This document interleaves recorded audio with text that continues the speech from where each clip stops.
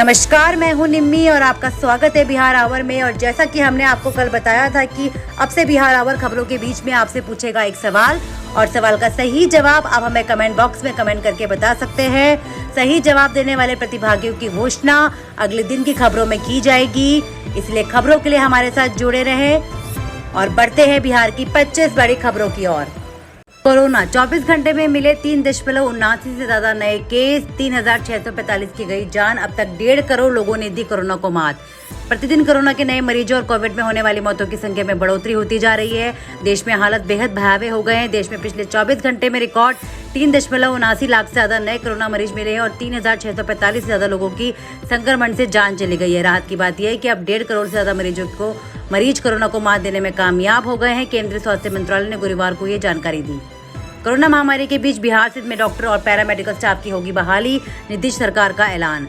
मुख्यमंत्री नीतीश कुमार की अध्यक्षता में हुई आपदा प्रबंधन समूह की बैठक में लिए गए निर्णय की जानकारी लेते हुए विकास आयुक्त आमिर सुबहानी ने बताया कि 3 लाख कोरोना के सक्रिय मरीजों का ही अनुमान कर राज्य में डॉक्टरों और paramedical staff, nurse, lab technician व अन्य कर्मियों की 1 वर्ष के लिए बहाली संविदा कर दी जाएगी। इन्हें 1 वर्ष के अनुभव का प्रमाण पत्र भी दिया जाएगा। डॉक्टरों ने एलोपैथिक, आयुष व डेंटल डॉक्टरों को भी शामिल किया जाएगा। डेंटल डॉक्टरों को भी सामान्य चिकित्सा की जानकारी दी जाती है। क्लैट 2021 क्लैट के लिए रजिस्ट्रेशन की तारीख 15 मई तक बढ़ाई गई। क्लैट 2021 परीक्षा के लिए रजिस्ट्रेशन की आखिरी तारीख को आगे बढ़ा दिया गया है। अब स्टूडेंट्स 15 मई तक आवेदन कर सकते हैं। जिन उम्मीदवारों ने अभी तक क्लैट के लिए आवेदन नहीं किया है वो इसकी ऑफिशियल वेबसाइट पर जाकर आवेदन कर सकते हैं। इससे पहले आवेदन करने की आखिरी तारीख 30 अप्रैल 2021 थी। नए शेड्यूल के मुताबिक अब ये परीक्षा 13 जून 2021 को आयोजित की जाएगी। परीक्षा 2 से 4 बजे तक आयोजित की जाएगी। देश भर के 22 राष्ट्रीय विश्वविद्यालयों में यूजी और पीजी लॉ पाठ्यक्रमों में प्रवेश के लिए आयोजित common law admission test CLAT 2021 की परीक्षा में शामिल होना होता है।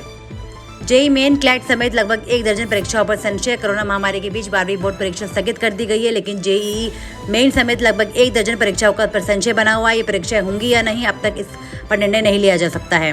यह है परीक्षा जिन पर निर्णय बाकी है। जेईई एनटीए की जेईई मेन की मई सत्र की परीक्षा 24 से 28 मई तक होनी थी। इस पर कोई निर्णय नहीं हुआ है। CLAT common law admission test की परीक्षा 13 जून को निर्धारित है। इसके लिए फॉर्म भरे जा रहे हैं। सीएस कंपनी सेक्रेटरी की एग्जीक्यूटिव व फाइनल परीक्षा 2 जून से होनी है। इग्नू की जून सेशन की परीक्षा 17 जून से निर्धारित है। यूपीएससी की सिविल सेवा की प्रीलिम्स परीक्षा 27 जून को होनी है। इसके अलावा भी कई परीक्षाएं हैं। 10,000 में बेचा जा रहा था ऑक्सीजन का छोटा सिलेंडर, पुलिस ने डाली रेड तो 63 सिलेंडर हुए बरामद। डीएम को सूचना मिली थी कि आनंदपुरी में ऑक्सीजन में छोटा सिलेंडर की जमाखोरी कर कालाबाजारी की जा रही है। प्रति सिलेंडर 10,000 रुपए में बेचा जा रहा है। छापेमारी की गई तो मौके से 65 सिलेंडर बरामद किए गए, जबकि एक व्यक्ति को गिरफ्तार कर लिया गया है। जिला प्रशासन की टीम द्वारा सिलेंडर की अनिकाधिकृत रूप से खरीद, बिक्री एवं जमाखोरी की सूचना मिलने पर एसकेपुरी थाना क्षेत्र की छापेमारी की गई। आनंदपुरी इलाके में किराए के मकान में एक दफ्तर से 65 सिलेंडर बरामद किया गया है। मौके पर मौजूद एक खरीदार ने बताया कि एक छोटा 5 लीटर का सिलेंडर 10,000 में बिक रहा है। एसडीओ नितिन कुमार सिंह ने बताया कि शहर के जिन इलाकों में ऑक्सीजन सिलेंडर की जमाखोरी कर ऐसा काम किया जा रहा है उसकी जानकारी गोपनीय तरीके से ली जा रही है, तो सभी जगहों पर छापेमारी करने को कहा गया है। पटना के अस्पतालों में खाली है 1,000 बेड। हाईकोर्ट ने कहा अगर ऑक्सीजन है तो फिर ऑक्सीजन की कमी से मरीजों की मौत कैसे हो रही है। पीएमसीएच, आईजीआईएमएस और मेदांता अस्पताल में कोविड मरीजों के लिए करीब 1,000 से ज्यादा बेड खाली पड़े हुए हैं।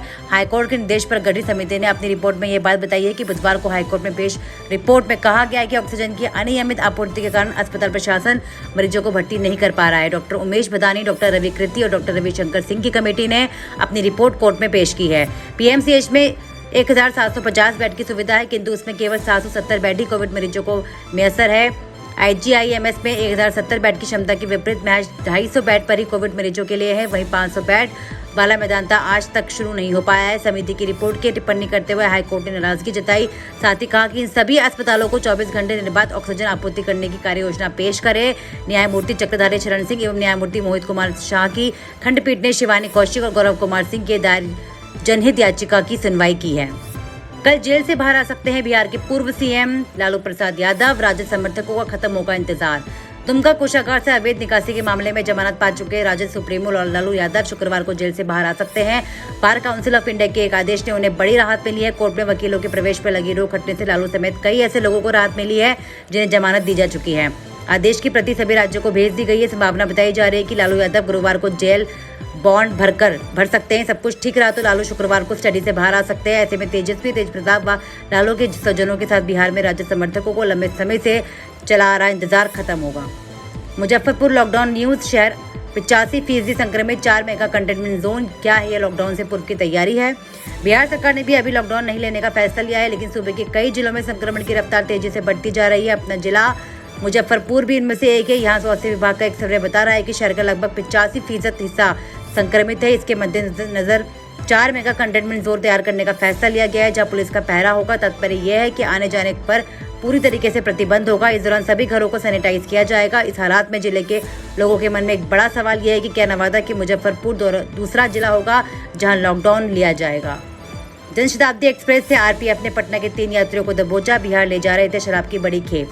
कोडरमा आरपीएफ ने गुप्त सूचना के आधार पर रांची पटना जनशताब्दी एक्सप्रेस की बोगी संख्या D8 में भारी मात्रा में अंग्रेजी शराब बरामद किया है। साथ ही शराब तस्करी के आरोप में 3 गिरफ्तार किए हैं। इन आरोपितों के साथ बरामद शराब को बिहार से ले जाया जा रहा था। दरअसल कोडरमा आरपीएफ को गुप्त सूचना प्राप्त हुई थी कि जनशताब्दी एक्सप्रेस से शराब तस्करों के द्वारा बिहार शराब की तस्करी की जा रही है। जैसे ही ट्रेन कोडरमा स्टेशन पहुंची, आरपीएफ के जवानों ने ट्रेन से सघन चेकिंग शुरू की और बोगी संख्या D8 में 3 व्यक्तियों को 2 झोला और एक बैग के साथ संदिग्ध स्थिति में पकड़ा। वेदर फोरकास्ट, अगले 24 घंटों में अब गर्मी से राहत मिलने की उम्मीद, तराई इलाकों में बारिश की संभावना।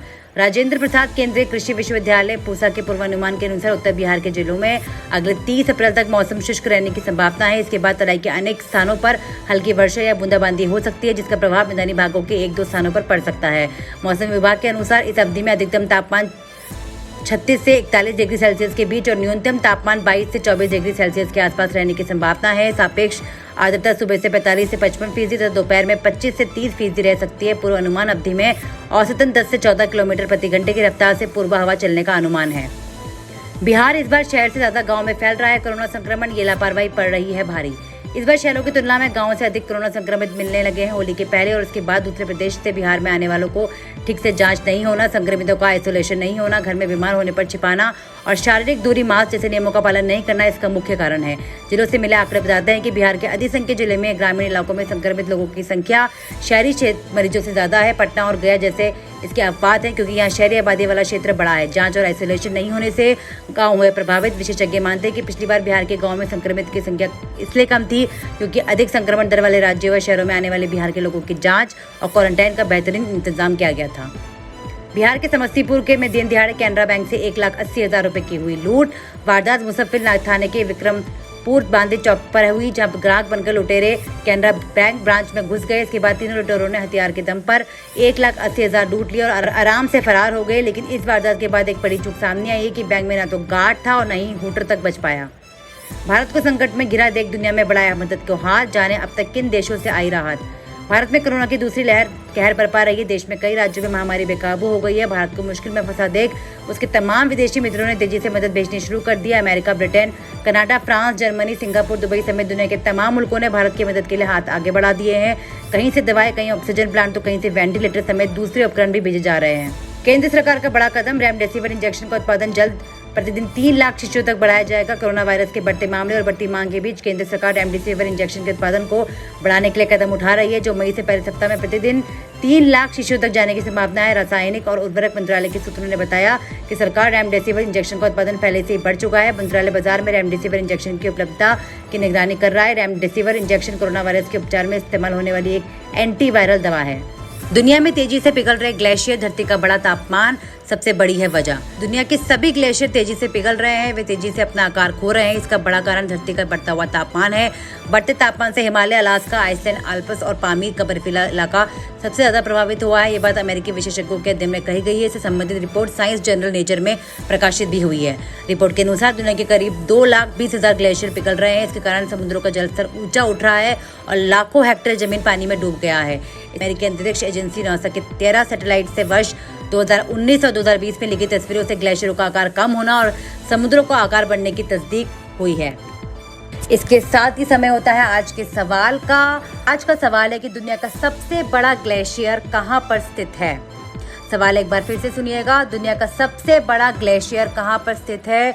आप जवाब हमें कमेंट बॉक्स में कमेंट करके बता सकते हैं। सही जवाब आपको कल की खबरों में मिलेगा और सही जवाब देने वाले प्रतिभागी का नाम भी कल की खबरों में लिया जाएगा। बढ़ते हैं आगे की खबरों में। कोरोना के बढ़ते मामलों के बीच नागरिक उपयोग के लिए नौसेना ने बनाए 3 कोविड अस्पताल।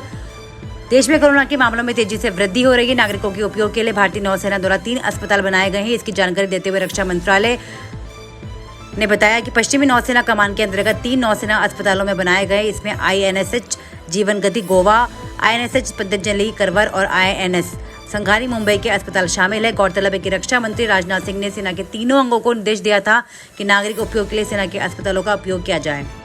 बिहार में अब शाम 6 बजे से नाइट कर्फ्यू, 4 बजे तक बंद होंगी सभी दुकानें, ऑफिस, शादी, श्राद्ध में भी आने वालों की संख्या घटी। कोरोना से जान गंवाने वालों का अंतिम संस्कार सरकार के जिम्मे। बिहार में नाइट कर्फ्यू का समय बढ़ता जा रहा है। अब ये शाम 6 बजे से सुबह 6 बजे तक जारी रहेगा।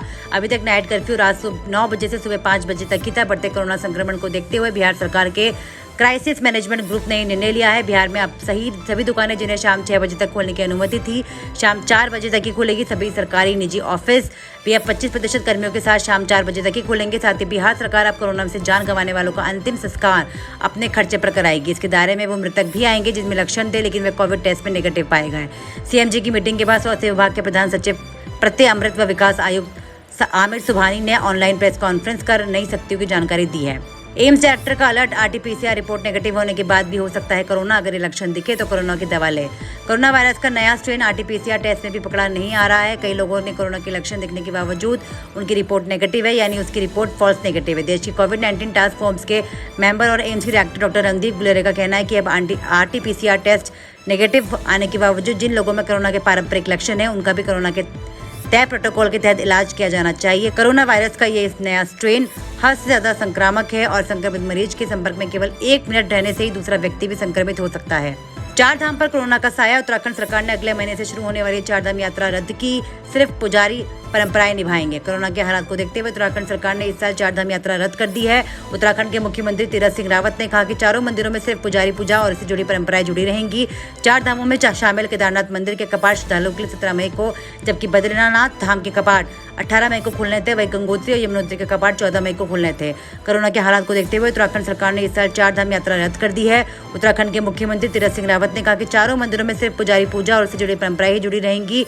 ICMR ने चेताया, दर्द या बुखार होने पर पेन किलर से बचें। कोरोना होने पर सीरियस हो सकते हैं मरीज। दिल, डायबिटीज और BP के मरीजों के लिए खास सलाह। ICMR ने अपनी ताजा सलाह में कहा है कि कई पेन किलर जैसे कि इबोप्रोफेन कोरोना की गंभीरता को बढ़ाते हैं। दिल के मरीजों के लिए नुकसानदायक मानी जाने वाली इन दवाओं में किडनी के लिए भी जोखिम बढ़ता है। ICMR का कहना है कि NSAID से परहेज करें और सिर्फ डॉक्टरों की सलाह देने पर ही दवाई ले। बहुत जरूरी होने पर पैरासीटामोल ही ले। ये सबसे सुरक्षित दर्द निवारक दवाओं में से एक है। एक्सपर्ट का दावा, कोरोना वायरस का इंडियन स्ट्रेन ज्यादा तेजी से फैलता है लेकिन इसके घातक होने की सबूत बहुत कम। भारत में कोरोना की दूसरी लहर की वजह माने जा रहे वायरस के इंडियन स्ट्रेन पर कई जानकारी सामने आई है। एक्सपर्ट का कहना है कि स्ट्रेन ब्रिटेन के वेरिएंट की तरह बहुत तेजी से फैलता है लेकिन अब तक इस बात के बहुत कम सबूत मिले कि ओरिजिनल वायरस की तुलना में ज्यादा घातक है। एक और अच्छी बात यह है कि भारत में लगाई जा रही वैक्सीन इस पर कारगर है। संक्रमण के कारण इस बार नवरात्र में जिस तरह से इम्यूनिटी का अहमियत देते हुए लोगों ने अपने फलाहार का तरीका बदला, उसी तरह रमजान के दिनों में सहरी और इफ्तार के दस्तरखान में भी नए व्यंजन से सजे नजर आए। अब सहरी में चलने वाले बखारखानी फैनियों का चलन कम हुआ है। इम्यूनिटी बूस्टर व प्रोटीन रिच डाइट होने की वजह से स्प्राउट चाट, व्हीट राइस जूस और ड्राई फ्रूट स्मूदी पॉपुलर है। आर्किटेक्ट MS हुसैन ने बताया कि रमजान में फास्टिंग पर वीकनेस ना हो और इम्यूनिटी भी बढ़ी रहे, इसके लिए कई लोगों ने तुलसी के बीजों का शरबत भी पी रहे हैं। साथ ही इफ्तार में नींबू शरबत या नमकीन छाछ भी पीते हैं। लेकिन प्रोटीन डाइट के लिए स्प्राउट, चना, पीनट, जौ का दलिया लगभग रोज के मेन्यू में शामिल है। जरूर ले ड्राई फ्रूट्स। नेशनल हॉस्पिटल की डाइटिशियन अमिंदा सिंह ने बताया कि रोजा रखने से पहले अंजीर, दूध, अंडा, पराठा, सेवइयां आदि खाएं। सब्जियों व सलाद को सहरी में शामिल करें। शुरुआत खजूर, फ्रूट चाट, जूस, अंकुरित चने व ड्राई फ्रूट से करें। हरी सब्जियां जरूर लें क्योंकि सलाद व हरी सब्जियों से मौजूदा खनिज, विटामिन, प्रोटीन को आसानी से पचाते हैं। कोरोना के बढ़ते केस के बाद यूपी सरकार का बड़ा फैसला, अब 3 दिनों के लिए होगा वीकेंड लॉकडाउन। कोरोना वायरस के बढ़ते मामलों को देखते हुए उत्तर प्रदेश सरकार ने बड़ा फैसला लिया है। वीकेंड लॉकडाउन को 1 दिन में बढ़ा दिया गया है। योगी आदित्यनाथ सरकार ने नए आदेश के अनुसार अब वीकेंड लॉकडाउन उत्तर प्रदेश के हर जिले में शुक्रवार रात 8 बजे से शुरू होकर मंगलवार सुबह 7 बजे तक जारी रहेगा। बता दें कि इससे पहले मंगलवार को इलाहाबाद हाई कोर्ट ने उत्तर प्रदेश सरकार के 2 दिनों के लॉकडाउन को कम बताया था। कोर्ट ने कहा था कि सरकार ने संक्रमण की चेन तोड़ने के लिए 2 दिनों का वीकेंड लॉकडाउन लगाया है। साथ ही अन्य पाबंदियां लगाई गई हैं लेकिन संक्रमण का चेन तोड़ने के लिए ये उपाय कम है। देश और दुनिया के इतिहास में 30 अप्रैल कई कारणों से महत्वपूर्ण है, जिसमें से हिटलर की मौत, बांग्लादेश में चक्रवात से 7.25 लाख लोगों की मौत शामिल है। 1598 अमेरिका में पहली बार थिएटर का आयोजन हुआ था। 1563 में यहूदियों को चार्ल्स के आदेश पर फ्रांस से निकाला गया था। 1863 ईस्ट इंडिया कंपनी की भारतीय नौसैनिक ब्रिटिश नौसेना में भेजी गई। 1863 में ईस्ट इंडिया कंपनी के अधिकार वाली भारतीय नौसेना की कमान ब्रिटिश एडमिरल को सौंपी गई थी। 1864 में न्यूयॉर्क अमेरिका का ऐसा राज्य बना जहाँ शिकार की लाइसेंस फीस लागू किया गया था। 1870 में भारतीय सिनेमा के पितामह धुंधीराज फाल्के उस दादा साहब फाल्के का जन्म हुआ था। 1945 में जर्मन तानाशाह हिटलर एवं उनकी पत्नी ईवा ब्राउन ने आत्महत्या की थी। 1975 में वियतनाम युद्ध का अंत हुआ था। वहीं 1991 में बांग्लादेश में भीषण चक्रवात से सवा 7 लाख से अधिक लोगों की मौत और 90 लाख लोग बेघर हुए थे। कोरोना टीकाकरण में 32,000 करोड़ का घोटाला, सुप्रीम कोर्ट में एक और याचिका दायर। देश में कोरोना वायरस की दूसरी लहर के बीच सुप्रीम कोर्ट और दिल्ली हाई कोर्ट ने कोविड के संबंधित अलग अलग याचिकाओं पर सुनवाई जारी की है। इसी सिलसिले में आज सुप्रीम कोर्ट ने एक और याचिका दायर की गई है जो दावा करती है कि टीकाकरण अभियान में 32,000 करोड़ रुपए का घोटाला हुआ है। याचिका वकील दीपक आनंद मसीह की ओर से दाखिल की गई है। याचिका में कोरोना से निपटने के लिए केंद्र सरकार की नीतियों पर भी सवाल उठाए हैं। याचिकाकर्ता ने कहा कि पश्चिमी देशों में कोरोना की वैक्सीन तैयार कर ली गई है, लेकिन उसकी लागत और कीमत 150 से 200 रुपए से ज्यादा नहीं है। वहीं देश में यही वैक्सीन आम लोगों को 600 रुपए तक मिल रही है। अब तक 18 साल से ज्यादा आयु के लोगों को वैक्सीन लगाने वाली है तो कीमत भी बढ़ गई है। एक अनुमान के मुताबिक अभी 80 करोड़ लोगों को टीके की खुराक लगनी है। ऐसे में टीके का कीमत भी का हिसाब लगाया जाए तो 32,000 करोड़ रुपए का घोटाला सामने आता है। इसी के साथ आज की खबरें समाप्त होती है। कल हमने आपसे सवाल पूछा था कि किस तारीख से भारत सरकार देश में 18 से 45 वर्ष की उम्र के लोगों के लिए वैक्सीन शुरू करने वाली है, और इसका सही जवाब है 1 मई से, जिसका रजिस्ट्रेशन 28 अप्रैल से शुरू हो चुका है और 1 मई से 18 से 45 उम्र के लोगों के लिए वैक्सीनेशन शुरू कर दी जाएगी, जिसके लिए हमें कई लोगों ने अपने आंसर कमेंट बॉक्स में कमेंट करके बताए। लेकिन सबसे पहले और सही उत्तर हमें दिया है मोहम्मद बसीत और आलम शेख ने। मोहम्मद बसीत और आलम शेख का बिहार आवर के साथ जुड़े रहने के लिए बहुत बहुत धन्यवाद और सही जवाब देने के लिए बहुत बहुत शुभकामनाएं। आज की खबरों में इतना ही। कल की खबरों के लिए हमारे साथ जुड़े रहें। चैनल को सब्सक्राइब करना ना भूलें। सुरक्षित रहें, स्वस्थ रहें। धन्यवाद।